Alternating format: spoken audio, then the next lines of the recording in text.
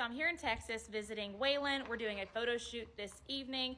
We will definitely be videoing all of that. It's gonna be really fun. But I thought I would show you who Waylon's neighbor is and who that neighbor is, which is his brother, VS Flatline.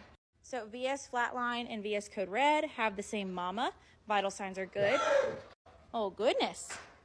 Kobe here is owned by Chandler Marks, who I got my minis from. So it's all a little intertwined family. But his daddy is, I had to think for a second, Lazy Loper. So this is Vital Signs Are Good times Lazy Loper, whereas Waylon is Vital Signs Are Good times Blazing Hot.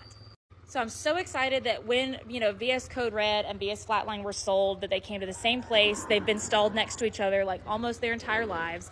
And then over here is VS Flatline's son, VS Good Ride, who is the daddy of Finn. And if you've been following since last year, he's also the daddy of Johnny. So I just think it's cool in one barn we've got son, father, and then brother/uncle, all in a row, all stemming from the one great mare, Vital Signs Are Good. And then we also have another Boss baby on the way. His barn name is Boss.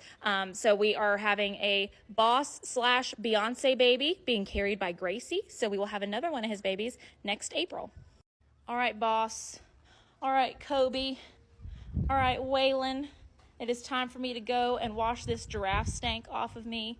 But I will see you later, and you better have them ears up for pictures. Okay, because it's going to be hot. Hope you enjoyed. Let me know if you have any questions.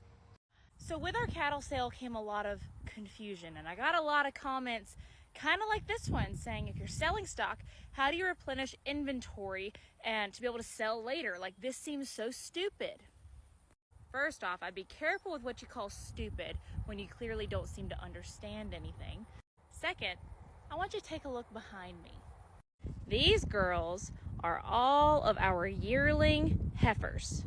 So every single one of these heifers, plus I think there's a few more. I don't see them around here. But every single one of these will be bred this December, and they'll all calve next year, next fall, with the rest of the cows that we kept. So the purpose of breeding, selling, buying is always to improve your herd, improve your breeding program. And so these babies, being babies that we bred, should be better than their mamas because we bred their mamas to superior bulls. I mean, that's at least how we hope it works. And so by doing this, where we kind of cycle out a few, and like I said in my video yesterday, not everything that we sell means that it's like bad or at the bottom of the totem pole. There are multiple reasons to sell, and I can make a video about that if you would like.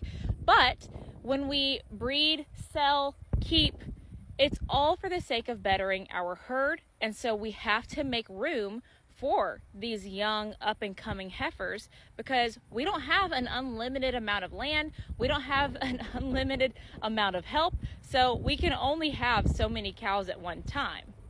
So no, I don't think it's stupid. I think it's smart, and it's a system that works. So after my purchase of this lovely lady, Bluebell, yesterday, I've had quite a few questions, so I figured I would answer them. Number one, is she pregnant? That was like the most asked question, and the answer is yes, but she is not due anytime soon. She is due February 1st, so we will have like a whole mini round of calf watch in the late winter. So we have a few cows due late January, a couple due early February, so she will be in that calf watch. The other question is she Bonnie's mom, my other blue roan? And the answer is yes, she is Bonnie's mom. She's had 2 calves in between Bonnie and now.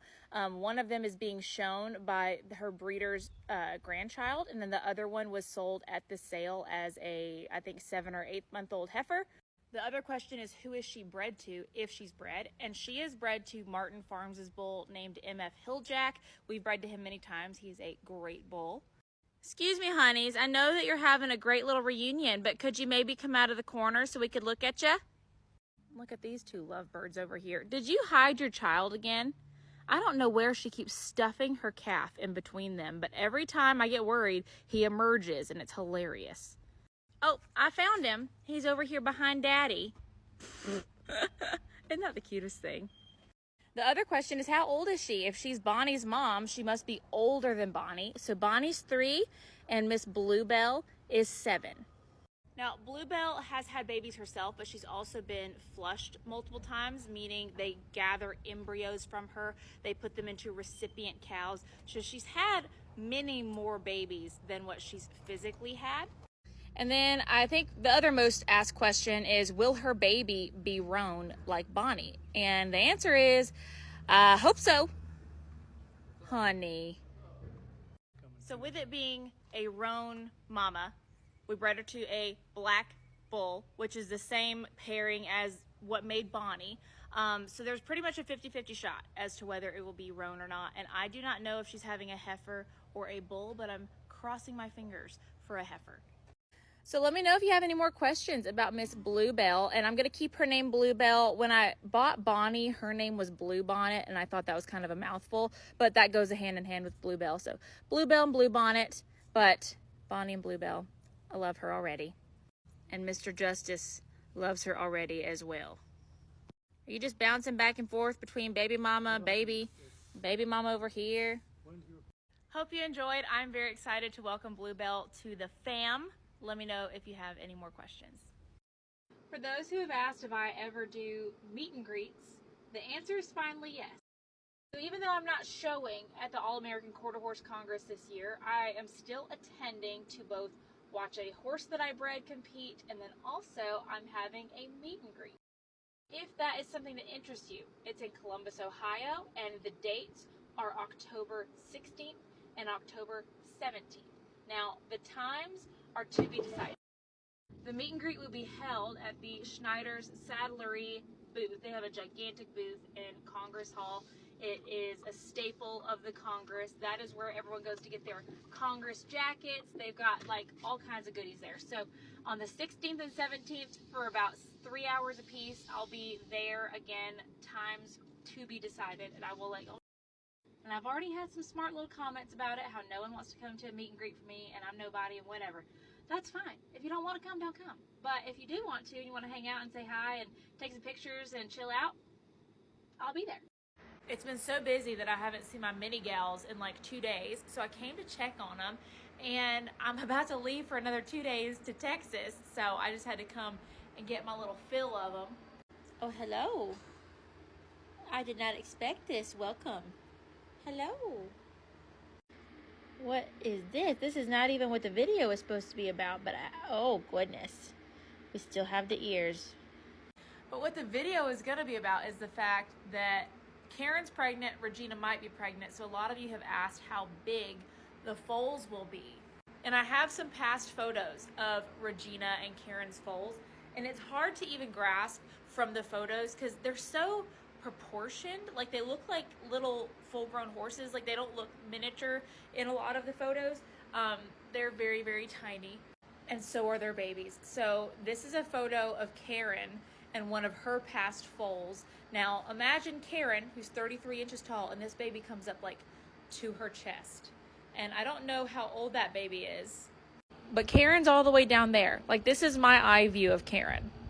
And they are all registered American miniature horses. And so American miniature horse foals average like 16 to 20 inches at height when they're born and like around 20 pounds. So it's like a pretty small dog. I also have a little video of your past baby. I'll show them too. So here's Regina and the foal that was weaned from her this year. Oh my gosh. Can y'all imagine? I think that foal is even at least a few weeks old. It looks a little older than a newborn.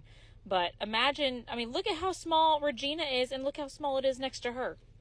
That's just amazing. So yeah, the baby that's cooking in this very round stomach right now and the one that's possibly cooking right in there should be pretty dang cute. I'm not gonna lie, I'm very excited. Like all I wanna do is snuggle a 20-pound horse. So with Miss Karen here, we will be on foal watch for her at the same time that we're on foal watch for Ginger. So it should be interesting. Miss Karen, can we have a boo? No, she said no. What about you, Regina? Can we have a boo? Thank you. Can we end on a strong note? Can you sniff my hand? Oh, we're making contact. That was so good, darling. You're so good. You've been making such progress. All right, I'm gonna leave y'all alone. Night, night, girls. See you in a couple days. So I'm doing a late night check on Bonnie just to make sure she doesn't calve before I go on my Texas trip. And I'm starting a video just in case she did. I don't know that she did, and I don't think she did, but hoping she didn't because I've got my sandals on. I forgot my good flashlight, dang it. Oh no. You were sleeping right by the gate, baby. I'm sorry. Hi, Mama Bluebell. I see your booty in the dark. Well, looks like you still got your baby in you, honey. She does not seem bothered, does not seem in labor. So I think we're good. Now, I'm going to Texas tomorrow, honey. And that means I won't be back until Wednesday at lunch. So if you could wait until then, I would greatly appreciate it. Okay? Do like what this mama did and wait till I'm in view to start pushing it out. Don't be mooing at me. Bluebell keeps yelling at me over there. All right, baby's still on board as of right now, which is 8 o'clock on Sunday evening. I just know she's gonna wait till I'm on a dang plane tomorrow. It is 4:45 in the morning, about 9 hours until I get to boop the snoot. It's 6:45, so we got 7 hours until we boop the snoot. It is 7:37 and Nate is nowhere to be seen. I think he's gonna be running.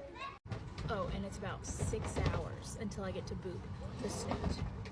We are saving Mr. Nathan a seat right now. You think he'll make it? You better run. Oh my gosh.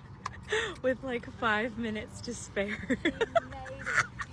I cannot believe he made it. He made it. Y'all, it's 8 a.m. When did you walk in the airport? 7:51. Oh my gosh. And we're landing in Dallas. About like 4.5 hours until I boot the snoot. There she is. You know how I know? Luggage tag. Had to stop at Whataburger, obviously. 2.5 hours till we boot the snoot. 1 hour until I get to boop the snoot. About 5 minutes till I boop the snoot. Boop. Oh wait, that's the wrong snoot. Watch out, old son. Boop. That's the correct snoot. Hi, Waylon.